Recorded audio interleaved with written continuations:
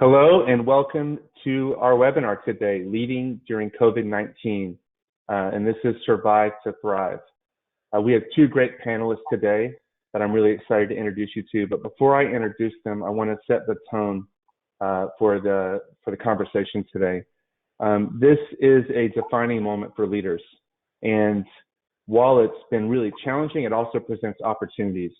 And so I think it's really important to be sensitive to what's happening around us. How it's affecting our employees, how it's affecting our clients and customers, and as well as all of our stakeholders in our business. However, if we approach this in the right way, as leaders, we can emerge stronger and our businesses can emerge stronger as well. And so just to share a quick personal experience in the vein of setting the tone, I've gone through a couple of different stages, and I've talked to literally one-on-one over 100 CEOs in the last 2 weeks, and I've heard from many more. And I've noticed that many of us have gone through these stages, but a lot are getting stuck. And so the stages that I went through is kind of stage one was shock and disbelief. I can't believe this is happening. It can't be real. The second stage was going into the victim corner, like, why is this happening and what's going on? The third was organizing a plan. Okay, this is happening. What are we going to do about it? And then finally, it's about feeling empowered and let's execute this plan and let's go do this. And so I've noticed people getting stuck along the way and not getting all the way to that fourth step. And so our goal today is to help you see the opportunity in this. It's to help us become more nimble, help us become more agile, and help us position ourselves so that we can grow individually as leaders and also as a business as a result of this. So if you don't take anything else away today, I really want you to take away this key theme of an idea of playing offense. And so with that said, I'm going to dive into a conversation with our panelists, and I'll do a quick introduction. But if you have questions, please submit those throughout this broadcast because we want this to be a dialogue. And while, of course, everyone is on mute, that's an attendee, we want you to get your questions answered. We are scheduled to go until 1 o'clock today, but all of our panelists and I'm also committed to staying here later if there's other questions that we can't get to, because really this is about adding value and being a resource for you. So with that said, I'm going to introduce our two panelists. We've got Brett Starr. Give us a wave, Brett. He's our CEO of Starr Conspiracy. And Brett is the subject matter expert on work tech, and he's been working with clients in that arena since 1999. Stephen Huerta, he is CEO of Workify. And he brings over 2 decades of experience, but specifically his unique perspective is the convergence of corporate HR at places like Ernst & Young and Goldman, and then where he had to help manage culture at scale, then to a startup where he's a co-founder at Workify, which is really around real-time feedback systems for employees and measuring engagement. And then I'm Dustin Wells, and the perspective that I might bring, if it's appropriate at the time, is really the enterprise software background and the opportunistic view of how you might invest in times like this to become stronger. So with that said, I'm going to kick it off with the first question. And Brett, I want to start with you. This is really unique, and we've never seen anything like this before. But what looks similar to this, or kind of what triggers for you that we can learn from the past? Well, I think there's a lot of ways to answer that question, and I've, answered it a lot of different ways over the past few weeks. But I'm coming, to a coalesced position on it, which we have seen this before, but it hasn't happened all at once. So I think if you just look at the, kind of the financial environment that we're in, that's very similar to the global financial crisis. Want to talk more about that later, and what companies did from a marketing perspective in the global financial crisis to be successful. But then we also had 9/11, which had a very kind of different emotional impact on people. And so coronavirus has kind of taken both of those things and putting them together. And so it's a lot to kind of deal with and respond to at the same time. But I've also been thinking about it in terms of kind of this notion that I've been working with around organizing principles for a long time. And an organizing principle for me is when a major event occurs and then an organizing principle is created in response to that event that people coalesce around, and then the value of solutions or ideas or whatever come to be judged by kind of that organizing principle. And so the best example that I can think of, especially thinking about technology, software as a service. And so the event that occurred was the invention of the World Wide Web in 1990. The invention of the World Wide Web, kind of led to an organizing principle as a bunch of people got together and a discourse was created about what we should be doing in technology. It led to an organizing principle, software as a service. And so at that moment, everyone looked at everything that they owned from a technology perspective in business and said, does this adhere to the organizing principle? Is it in the cloud? Is it software as a service? And if the answer was no, then they threw all that stuff out and they, adopted new stuff. And so technology companies, started to pop up all over the place that were based on software as a service models exclusively.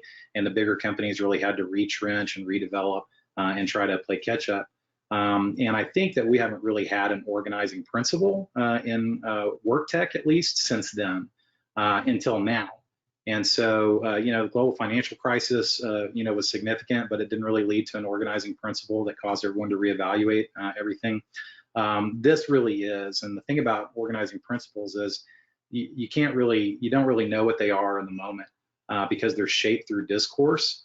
But there's certainly something that is going to happen after this event that people are going to coalesce around, and it's going to cause them to look at all the solutions that they have, and I think in a much broader context than simply work tech, and say, does this, kind of adhere to the organizing principle? In my personal opinion, I think it's, kind of moving in the direction of, the employee experience is one aspect of it, because I mean, this has really laid bare what the employee experience was for a lot of folks prior to this. And then, one day we all went home and you can really see how the employee experience is impacted and what impact that has on the business. And I think the other is just kind of this notion of process bloat and management tax. And one of the things that I've, kind of really, seen happening is, a lot of the processes that businesses were running were kind of held together by hallway conversations and kind of impromptu things that were just the bubble gum and, duct tape that kept everything together. Well, when suddenly we all went home or working from home, those processes are no longer there. So, the processes, the policies, and then the, kind of intensive management as opposed to leadership. It's really interesting to watch how work is getting done now, in some cases in a much more agile way and faster, because management's kind of stepping out of the way and focusing more on leadership. And so, we're going to be part of the discourse. And I think from a marketing perspective, that's one of the really important things, is that you're not helping shape the conversation, you're going to be shaped by it. Well, I mean, would we say an organizing principle is really around distributed teams? That's what's uncovered a lot of these flaws. Or I mean, what would your response be to that? Well, my personal opinion is that distributed teams have, I guess uncover is the right word, right? They've uncovered a lot of things that were already there. And in some cases, people just didn't care about them, or they weren't moving to fix them. And so I think it's deeper than just distributed teams, but I think that's the very right now thing. And I think what people really need to focus on is, there's a right now thing, but there's also things that we need to learn from this and take into the future.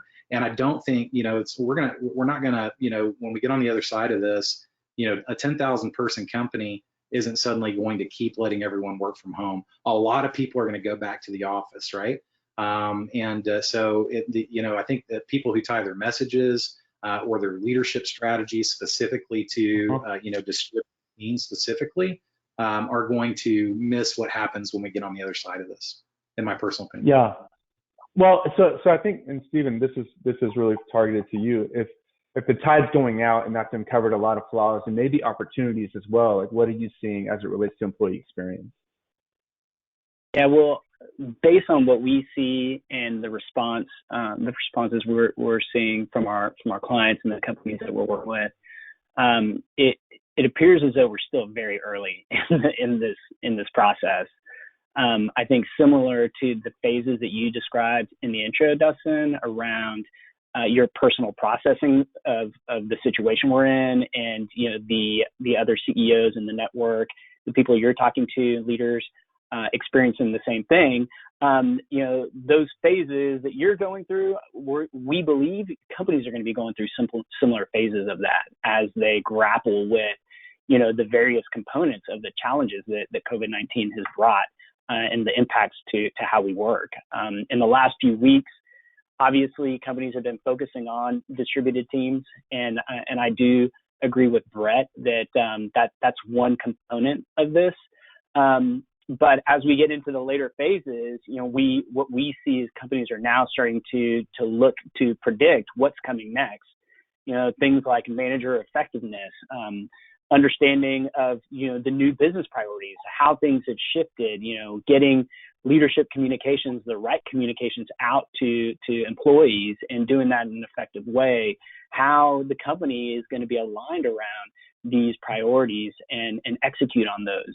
And what we believe is going to be critical to all of this, as kind of the weaknesses are exposed, is how agile and responsive is your business and your employees to all the chaos.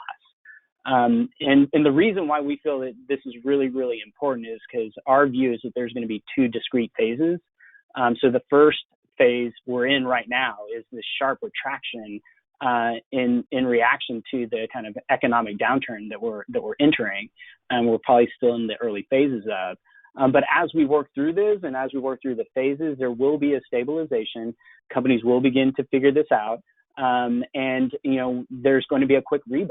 And the sharper the downturn, it's very likely that the opportunity is a much higher rebound will be available. But what it's going to come down to is, people's readiness to take advantage of the opportunities that are out there, quick recognition of the weaknesses, right? So where are the aspects, are our managers stepping up?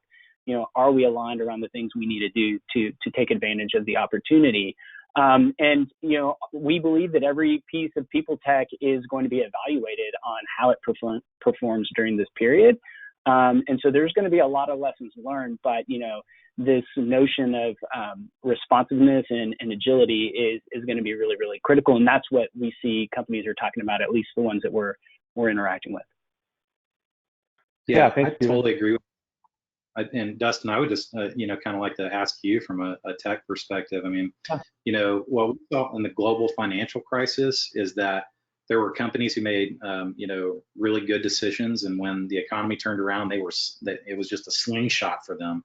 They outperformed everyone, and that touches on a lot of different things. What do you think from a tech perspective specifically? Well, what's interesting is I think the V-shaped recovery is going to happen here. And especially if we look at our peers and counterparts in other countries. China had a V-shaped recovery, but they responded a lot more quickly to this. And so ours might be a lowercase u or a slower rebound, but I think it will rebound, and that'll be phase one, maybe the end of that first round of this heavyweight fight. But I think what this is exposing are things that were on technology roadmaps for people, like on-prem to cloud migration, for example. Data and analytics, like a single source of truth for everything, were investments that companies maybe had on the roadmap, especially from the CIO standpoint. And those investments now are getting fast forwarded, I think, on the companies that have cash and are able to invest. And they're also able to make that investment a capitalized expense, which allows them to spread that cost out over a course of 5 years, which means that outsourced consulting partners actually might be able to thrive in this opportunity, again, being sensitive to kind of what's going on in the environment as well. So that's what we're seeing from that side. Yeah, it's interesting. I read a great article by Josh Bersin this morning, and one of the things that Josh, took from his conversation that he had with 10 great CEOs was that, there's all these folks out there who had these 2-year timetables to implement, these significant technology investments, and those have now become like 2-week timetables because they're so critical to working in the current environment. And I think that's the right, kind of the right approach is get the right stuff in to address the current situation, but also make sure it's durable for what comes next. Yeah, and I think what resonated, Stephen, with what you said is the agility and need to be nimble. Today, if you had a roadmap for a marketing plan that was planned a quarter in advance, that entire thing got thrown out the window when this hit. And so what we've moved now are weekly cycles of content, of messaging, of planning. And I think that we're seeing that with the employee experience as well. And that's a good lead in, because you talked earlier, Brett, about the management taxes kind of going down. But this is an opportunity for leaders to step up. Like, what would you say from that standpoint about the management tax going down, leadership quotient is going up?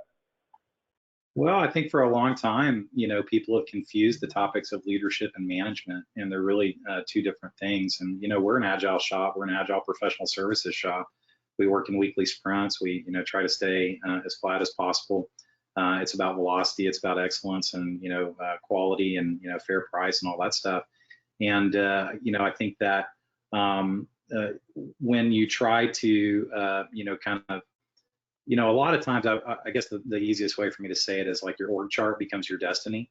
And so when you create, a lot of hierarchy in your org chart and you put people in management positions, suddenly those people feel like they need to manage as opposed to lead. And management becomes oftentimes a lot of non-value added processes that actually get in the way of people, experiencing a sense of free will and actually being able to focus on work and get stuff done. And with a breakdown of a lot of those management processes, the distinction between management and leadership is really in sharp relief right now, because what leaders really need to do is remove obstacles for their teams. They need to, help them set goals and stay aligned, but they also need to, really focus on motivating them and supporting them. And so what needs to be done from a leadership perspective is being felt much more acutely right now. And I think that distinction between leadership and management is really writ large. Yeah. And so it's like, what are tips to go from manager to leader, especially in a distributed environment, whether there's work tech or whether it's picking up the phone and calling? Like, what are you seeing your clients do right now? It's conversations. I mean, that's at the very, kind of basic level. It's talking to people about what they need so that they can get the work done that they want to get done. And this is something that, I've kind of realized for a long time is, we don't have to make people want to do good work. People want to do good work, right? That's part of, just kind of human nature. I mean, there's all kinds of research out there, Stephen. I mean, this is kind of the world that you live in, right? It's like, that getting to that self-actualization moment and, the sense of fulfillment. And, so really, just very specifically, I think what people are learning is that in order to do the right things, you have to ask people what to do. And so creating a more active feedback cycle and driving more conversations that are specifically focused on, hey, what do you need? How can I help you? And it sounds overly simplistic, but in the heart of that is really, kind of the difference between leadership and management. Well, so yeah, Stephen, yeah, go ahead. I was just going to say, in the trenches right now, because like this is these are real struggles that are happening, and the data that we're getting in and the conversations we're having with teams, there's a scramble going on right now. And, part of that is that management was such an area of focus for the last 4 or 5 years. And there's a lot of things that went into that. Like there's a generational shift, is kind of millennials entered management, senior management ranks. There was just a different way of managing that had to be dealt with.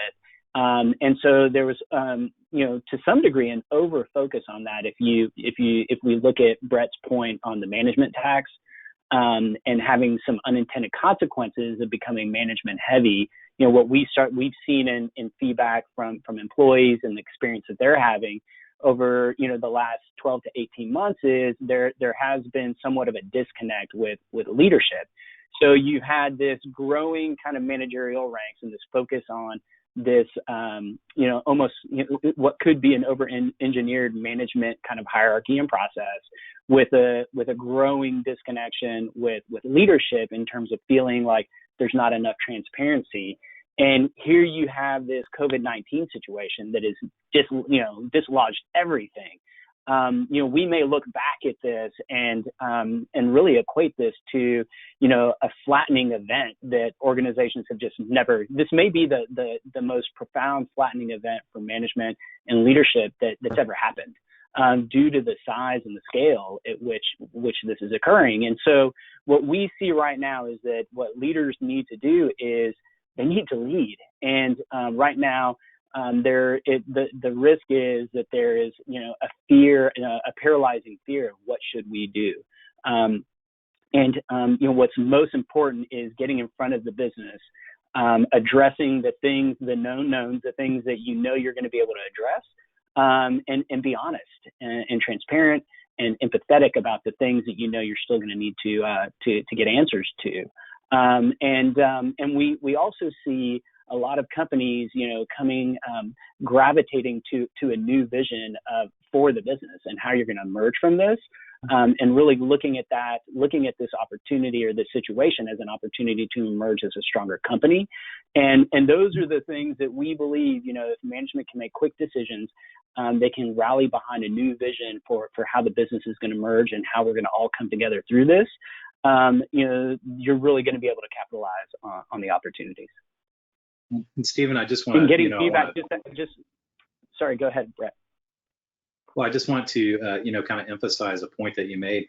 All of that stuff that you're talking about can only be done through people, and that's the part that, it's like with all the scenario planning and all the, the ways that people are kind of, thinking about the plans of how they're going to come out on the other side. Some people are taking a very scarcity, oriented view towards that. And they're not really thinking about the people and the fact that it takes people to kind of execute on these, whatever strategy they have. And then I see people who are much more focused on kind of, an abundance mindset of, what opportunities can we build on here, and really activating the people to help, learn, the learns that we need, use this as an opportunity for improvement, to take care of each other, to take care of their clients. And I think that's just a real significant thing to keep in mind, is that this is not a spreadsheet exercise as much as people want to make it about that. As some people, it's really, about working with and through people and helping them, kind of work together in a more effective way. Well, yeah, and I think that highlights, what I started with, those stages of grief, so to speak, or coping. And as a leader, if you're stuck in an earlier stage, your organization will be stuck there with you. And this isn't about fake or false optimism. You still have to have sober reality and acceptance of that. And, partly trying to look for the opportunity in this, that might also spark feelings of guilt for certain leaders or companies. And as long as we're coming from a helpful place, we're respectful of how this is impacting our employees and our clients and other stakeholders, there's nothing wrong with being a resource for companies as they're struggling with this and trying to figure out how to deal with it. But the tone is absolutely set from the leader side. So let's talk about some really practical things, because I think there's a lot of interesting concepts. But Stephen, what are some real practical things you're seeing? And then Brett, I'd love you to share that as well. Yeah, so I think some practical things. We talked a little bit about leadership and needing to step up and kind of work through some things that are easy to be fearful of. Some practical things right now are ensuring that you're creating. If the end goal here is making sure that we have the right data so that we can make data-backed decisions related to our systems, our people, marketing, whatever it may be, you need to enable these feedback channels, right? And so it's so interesting to hear our clients talk about how the realization that so much feedback or a pulse on the company was gathered through one-on-one interactions or through conversations in the coffee rooms and kitchens. And now that that's been removed, a very practical thing to do is to quickly get feedback channels in place. And, what we see happening right now are really leveraging, short pulse surveys And the intention here isn't to get a high score. And we've really coached a lot of our clients through, can we do this? Should we do this? And the answer is you absolutely need to do it. And you don't need to be fearful of, getting negative scores, because really right now it's reinforcing that that your employee's voice matters, and that, you take their opinion and their feedback seriously, and that it's going to require all of us to get through these challenges. And so really looking at short poll surveys, anywhere from, 4 questions, maybe even less, no more than 10, that are really, really topical. And, even putting some thought into, how you may want to kind of build on these surveys. That's another easy tactic, because the other challenge that you have is really getting trapped in, well, what should we be asking about? What's the right angle? When's the most optimal time? Like, all of those in a normal, environment would be very logical things to think through, but be quick. There really is no wrong answer here. And the shorter you keep these pulses, the better that you will be in terms of being able to follow up with more questions. And it will make it easier to process the data you're getting and align that with the decisions you need to make. The other thing is opening up an always-on channel.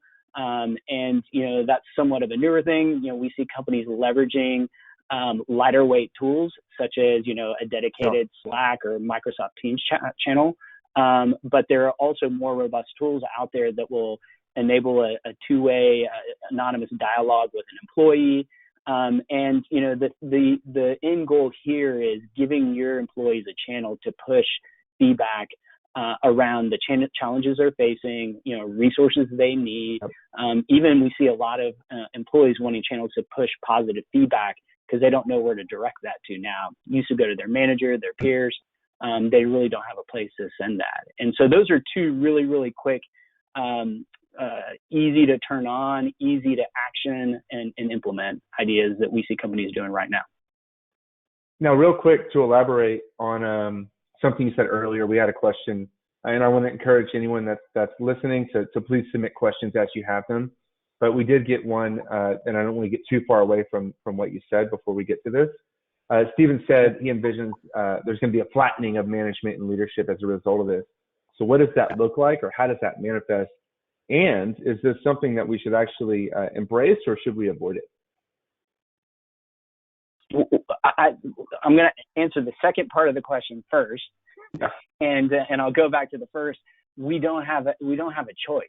I just got off the phone this morning with one of our clients that is a very well-known, well-respected, movie chain, cinema chain that is really grappling this, and they're actioning. What they're doing is really, really amazing. And what they shared with me is, they had to make quick decisions related to their business, and they made those. And what they found was that that the normal channels for, I guess, making decisions and feeding data back up, immediately disappeared. Both in the sheer speed at which they had to make decisions, they found, and the decision they made is the CEO communicated to their employees and let them know, hey, right now, if you have ideas, you need to bring them to me, bring them to our executive team so we can take action. And they built an environment of trust. They empowered their employees to do that. And so to get back to the question, I don't think we have a choice. Again, if you want to reposition yourself to be agile and take advantage of this situation and put your business in the best possible position to capitalize on the upswing, these are the things that you're going to have to do. It's just going to happen as a function of the market we're in. As far as the question around, how to do that, I think that, you're going to need to leverage a lot of the tools that you've implemented. But that's the tool set's a tool set. What we see the difference in the companies that are doing this well and that are not is kind of that example that I just gave, where the CEO empowered, managers all the way down to employees to bring things to the top. Yeah, thanks. Yeah, and I would just, I'd like to add on. This is a controversial topic, And I think one of the areas of controversy is that, some people believe that career paths are going to be taken away because of, the flattening of the organization.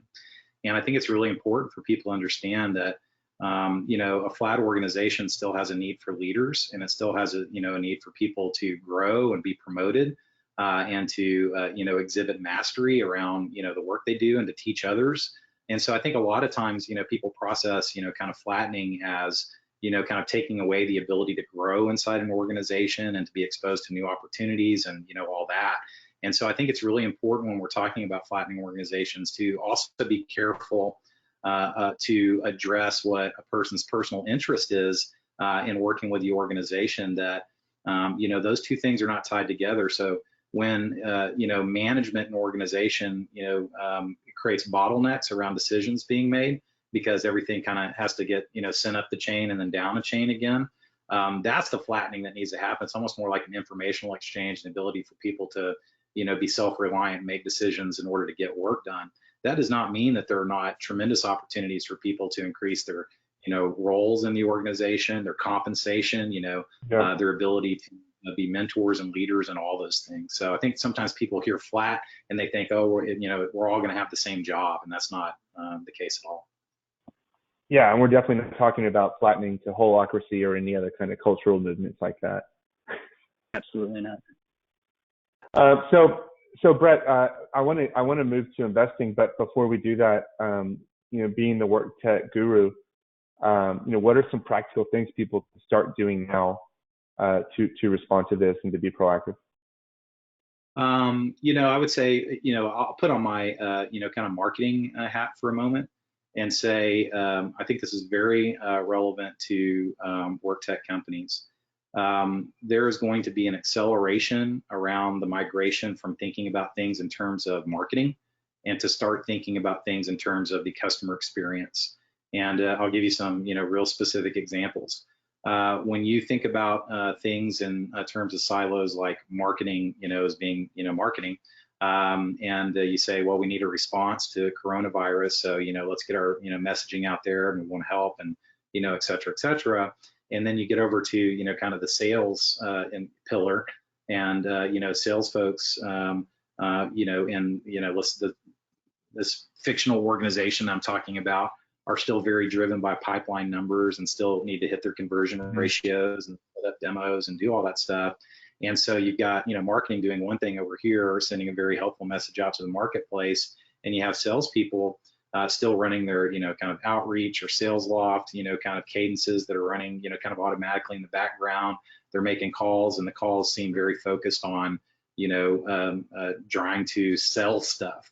And I think when you think about it as, more of a customer experience, and you think about tying together the employee experience with the brand experience and the marketing experience and the sales experience and the product experience and the service experience, and trying to create one vision for all of those and have everybody coordinated in their delivery of that, it becomes very obvious that, that sales has to coordinate with marketing, and product needs to coordinate with all those functions.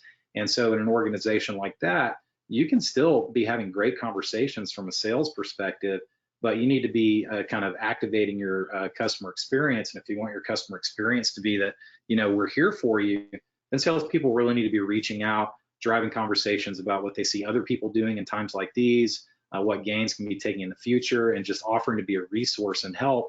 And some of those conversations are going to turn into sales conversations, but there's this great, notion of surrogation where basically, the numbers that we use to measure things end up becoming the strategy, and they take over the strategy. And I think we've seen a lot of that happen in things like sales and that sort of thing, where, it's really about just hitting the conversion ratios and all that, and, forgetting what the strategy is. And I think CX is a great opportunity to kind of put the strategy back on top of the metrics, so that we know what we're trying to achieve. Like Disney's, customer experience vision is create happiness. And every individual who works for Disney, regardless of whether they're doing web development or working in a theme park, knows what their role is in delivering on that experience, and they're all coordinated around that.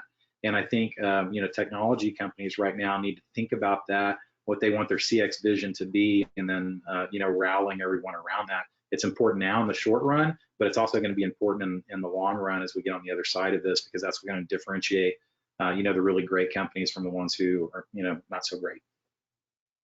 Yeah, it's funny because that makes me think of these campaigns that I get, and I know they're from automated tools, so it's probably not a real person sending it, but they were completely, they didn't even acknowledge what was happening with COVID, and it ended up being a really negative reflection on their brand to continue those types of communications. Yeah, I got one this morning. I mean, it was crazy. This one in LinkedIn that was like, what is keeping you from taking advantage of this amazing opportunity to implement this software? And I'm like, coronavirus? It's like, yeah. about it, don't make me try to motivate me by making me feel like I'm not decisive. It's like, pay attention to what's going on around context. Yeah, and so I think retooling all of that is important, because that's a defensive move, right? That's reactive. But if we talk about playing offense, and that's the theme for today, like what would you add, Stephen, around what are proactive things we can do? Where can we invest so we're ready for that V-shaped recovery? Well, I'll come back to that, Dustin, but it just occurred to me that we've been doing most of the talking here, and from before we get into the other components of the conversation, what do you see? You mentioned earlier that you see roadmaps changing and prioritizations being shifted. If I were a CIO, what would you tell me in terms of some of the opportunities that you see in terms of going on the offense and really taking advantage of what's happening? Yeah, well, the theme around the tide going out, right? That's the metaphor that I like, because that shows everything that was hidden under the water. And anytime that things are going well, there's always opportunities for improvement, but a lot of times those are under that water line and you can't see it. And so as the tide goes out, I think what got really exposed is the idea of analytics. And if we talk about, tie that to customer experience and employee experience, is there a single source of truth? Is there a system of record for what that customer experience is and what that employee experience is and how they're correlated? We've heard a lot about customer NPS in the past, Net Promoter Score, employee Net Promoter Score, and the correlation there. And that would be really interesting. I'm just thinking out loud of being able to combine that view now to go off of what you were saying, Brett. But I think what this is exposed is that people don't have a single source of truth. And especially in a distributed team where you can exchange information, or when you're face to face, you can exchange that information through dialogue or through conversations or through presentations. And it's just a little bit harder now, and the bandwidth of communication has gone down. And so how do you empower teams? And I think one of the things that's being pulled forward on roadmaps is the business and analytics side. And whether that's internal, whether that's outsourced vendors that can help provide that. But I love the view of that customer experience, but how do we tie the numbers around that experience and then make that visible to everyone as a single source of truth? And I think that's a really big opportunity to invest in right now. Yeah, that makes sense, and that also relates to the world that we're in. To go back to the question that you posed to me, as far as going playing offense right now, what we see is it's fairly simple in getting the feedback, an immediate and appropriate and sensitive feedback channel in place. Get that direct line. You're not having one-on-ones like you were before. There's no coffee catch-ups, and really having that direct line with employees that isn't going to be in person anymore, right? This is going to be changed, and this has changed and is going to be the new normal, at least for the next month or two, and so quickly getting that in place. And not fearing, asking feedback, and listening to some of the great ideas that your employees have in terms of working through the challenges that companies are facing, and then also balancing that, with the feedback practices that you already have in place. And so we were surprised to see how many companies that had scheduled activities that were planned for April, May. they're making the decision to continue with, an engagement survey, or, a pulse survey that they had scheduled, or a typical, management 360 cadence that they had planned. Yeah. And, the importance of that is, if we're all, really trying to motivate and inspire our people to get us back to business as usual, or get through this interim period, and then it's all about getting back to business as usual. Employees are smart, and they know that means business as usual includes all these other things, like giving feedback and doing 360s and having these other tools in place. And if they don't see that you're continuing with those activities, they begin to believe that this is a one-sided proposal in terms of getting back to business as usual. And so really, the playbook for taking action here is get something that's appropriate in the immediate term, and don't overthink that, but also, be sensitive to what's going on right now.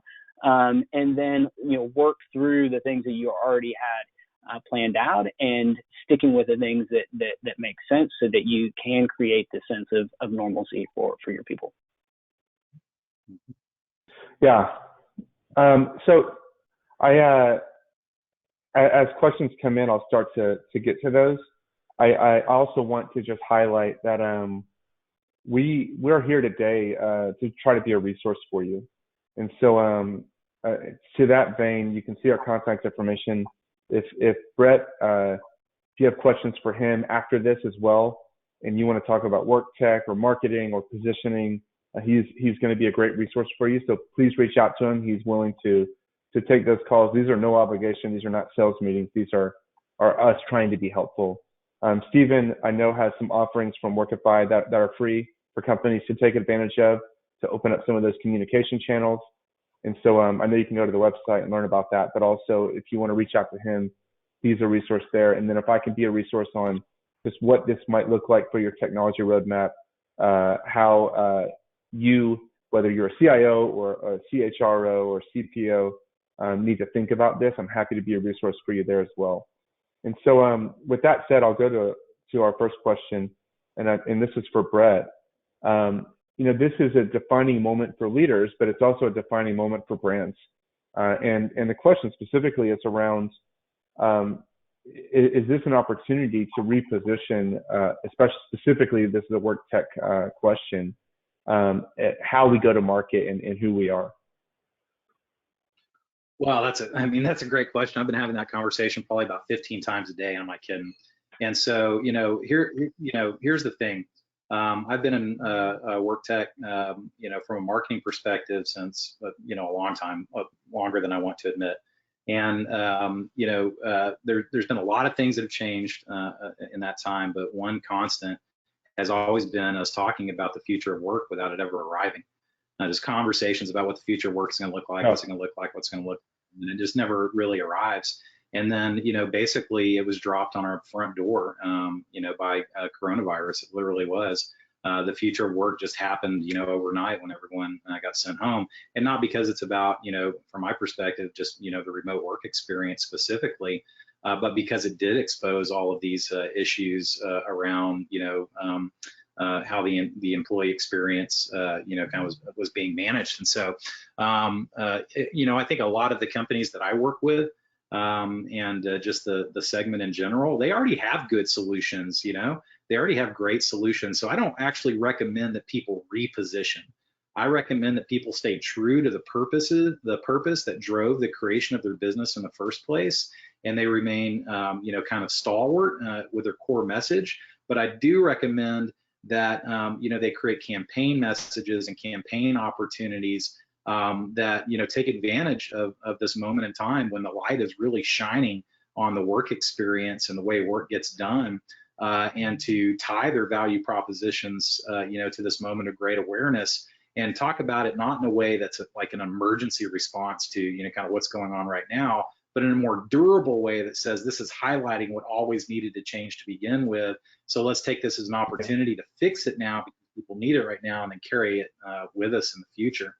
And, I'd also say just, from the perspective of playing offense, this is the time where brands are made and companies are made. And I saw this in the global financial crisis. A lot of companies pulled back on marketing in the global financial crisis. They weren't part of the conversation. They were shaped by the conversation. They pulled back on their media spends. They pulled back on their campaigning, et cetera, et cetera. And so they were really shaped by it. Meanwhile, the work tech category grew by 13% through the global financial crisis. And many companies grew 40, 80, 100%. And those were the ones who really, saw it as, a significant opportunity to get people to pay attention, to what they've been saying. There's some also practical considerations like, often media prices go down. The number of people who are advertising goes down, which gives you more share of voice and more, mind share with the messages that you're getting out there. And, if I had one piece of advice about, going on the offense from a marketing perspective, it's like now is the time to stand up for what you believe in. And I don't think that requires a full reposition that, is kind of just focused specifically on the zeitgeist or the spirit of the times that's created by, what we're experiencing right now. But it's time to double down on what you've always believed and make it relevant to what's happening now and then carry it forward into the future. Yeah, I'm inspired. Thanks, Brett. I think you're absolutely right. And I love the idea of being shaped by what's happening or helping to shape what's happening. And hopefully the leaders we have today are going to be part of that latter conversation. We did get another question, and it's got your name in it, Stephen. How do you see this marked change affecting performance management? And specifically, Stephen, you mentioned surveys and feedback, but performance management is more on a one-on-one level. So where do companies go from here? Yeah, well, I think that is we're faced with challenges. Brett mentioned earlier, and I've been in this space for a long time as well, that the employee experience is really being impacted. And this has exposed issues with how the employee experience was being managed. I think were Brett's exact words. And historically, it's been kind of a hot potato, right? So, in the old, a couple of decades ago, it was believed to be HR's responsibility to manage all these things: performance management, the employee experience, and as HR organizations and CHROs struggled to kind of own it and manage it. And the reality is, it's not just HR's responsibility. There was this kind of pendulum swing to, this is the manager's responsibility, and the manager needs to drive this, and the manager owns it. So again, it's like, here you go, managers. Here's your action planning thing and your dashboard, and you're driving this. And I think where we're going to end up is that this experience is not any one person's responsibility or ownership. It's everyone's job to own this. The company, the employer brand, as they call it, it involves a lot of different facets. And so, I just wanted to hit on that really quickly. I know that doesn't really specifically answer the question, but I think that's part of what's being exposed with this shift in how we're having to work. As far as performance management, I think the first challenge is going to be, how do we continue these rhythms? And the big risk is, and it's going to sound very like I'm oversimplifying my answer here. The biggest risk is that all of these processes disappear, like they just stop.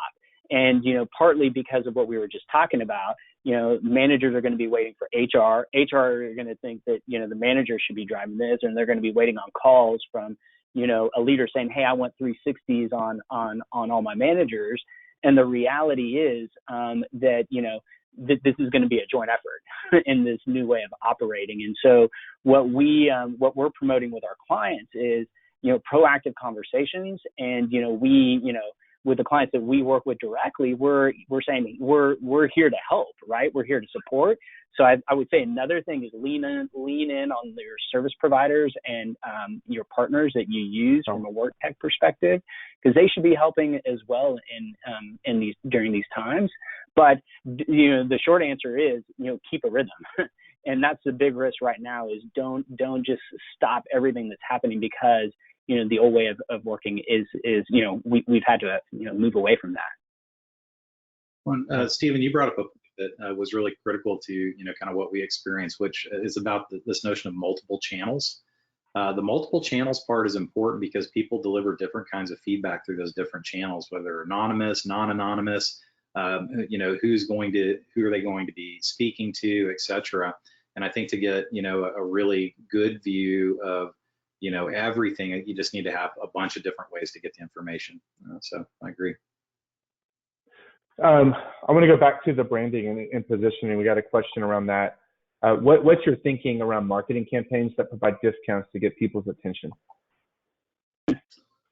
Well, I think that, again, if you can look at it through the client experience lens or the customer experience lens, as opposed to just a pure promotion lens or a marketing lens or sales lens, if discounting is used as a tactic to simply, increase sales volume because, people are, maybe taking a little bit more time to evaluate their purchases at this moment of uncertainty, I think that's a really bad strategy. I'll just be really blunt about it. I think it's a really bad strategy. I think discounts, can be positioned in a way as, from a client experience perspective of offering help in challenging times. So like everything in life, I think it's just about, how it's positioned. But I would generally say that discounting is a strategy when, and especially in work tech, our stuff just became, as important as we always knew it was. I think it's sending the wrong message, both in terms of what we're talking to people about, but also, what we view as the importance of our solution. We shouldn't be talking to people, in direct sales conversations right now. Sales conversations will happen, but they will come about because we're offering help. And we also shouldn't be using, discounting, kind of tactics that just drive our whole market, in a race to the bottom, because this is not a price situation. This is a value situation. And people need what we have because it's the right stuff. It has been the right stuff. It's the right stuff for this moment. It's the right stuff for the future. Yeah, I mean, the lens, to add to that just really quickly, the lens that we're applying right now is it authentic and is it appropriate, right? And I think those are two things right now. We're all getting bombarded with offers, and, we've been talking now for, 54 minutes about how we all need to be focused on, the right things. And so just an offer for something free, if it's not authentic, it won't authentically help me, and it's not appropriate right now to be something I focus on, then it probably doesn't make sense. Yeah, I want to underline in bold authenticity. I was going to jump in and add that, and it is about being helpful. It is about trying to find ways to add value. This is where relationships are started. This isn't where a sale is closed. But if it's coming from a place that lacks authenticity, then it's not going to be effective. And so we do have 6 minutes left officially. And again, if other questions come in, we're happy to answer those. But I'd like to just maybe start with a minute, Stephen, for a closing thought for you, and then Brett, I'll ask you to chime in as well. Yeah, we've covered a lot today. These are unprecedented times. I think, that's very clear to everyone that's joined this webinar. What I would leave you with is, challenge yourself to really think about, doing things to face the tough decisions, I guess is what I'm trying to say. And as it relates to people, it's going to be very easy to get caught up in what you should do. And I think, we all have great leaders on our teams, and the sooner that you can get together and have these tough conversations and put something in a place to address, your employee concerns, the better your business will be because of that. Stephen, I had a question pop in, and maybe you can just let us know where to find this resource, but do you have an example of a pulse survey during this time? And I know your IO psychology teams developed a survey that you're more than willing to share. Should people email you, or how do they get a hold of it? Yeah, you can feel free to email me directly. We'll also, I think we can share information with everyone that joined this webinar, and I'm sure we're going to share a recording of this with others. So we can even look at including the sample surveys, but there are 4 surveys that we've designed with our IO psychology team that touch on slightly different topics that are very current, and they were all driven by what our clients were looking for. So happy to share that. Okay. And feel free, please reach out to me. Yeah, definitely reach out just in case we have trouble sharing or you missed the share. But there will be a recording of this, and then we'll also try to include that survey or link to it or that set of surveys in the follow-up information. Brett, what are your closing thoughts? This is time to be bold, and it's time to be optimistic. Your company's brand will be defined in this period, but also the relationship that you have with your company and your team. Optimism is winning, and there's a lot of things we can't control. But what we can control is our response to circumstances and how we treat people and how we view things. I just don't see any value in being quiet or being pessimistic. And what I like to see and what energizes me every day is how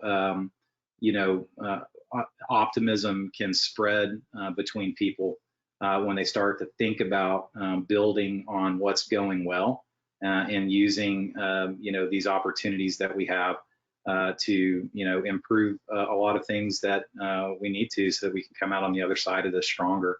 So be bold and be optimistic. Thanks, Brett. Yeah, I'll add to that as we get to a close. This is a call to action for leaders to step up, get through those different phases. No matter where you're at, there's no value judgment on where you're at, because this is a process. But your organization is looking to you now more than ever, and it's time to step up and it's time to play offense. So thank you all for joining us. Thank you, Stephen and Brett, for joining me as well. And we look forward to doing another one soon. Bye-bye. Thanks, Dustin. Thanks, everyone.